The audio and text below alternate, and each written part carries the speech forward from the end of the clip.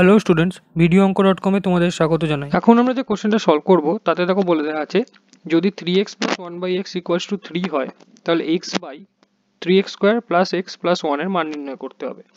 তোমাদের গিভেন রয়েছে 3x plus 1/x is equals to 3 আর আমাদের ভ্যালু বার করতে হবে x by 3x square plus x plus 1।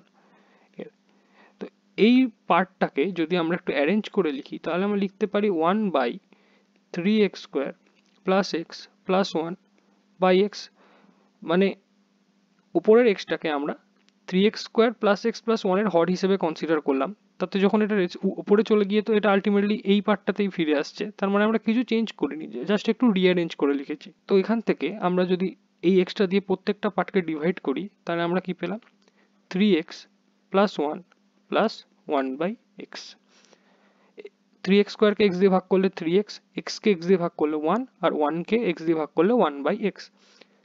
তো এটাকে যদি একটু অ্যারেঞ্জ করি তাহলে আমরা পাচ্ছি 3x প্লাস 1/x প্লাস 1।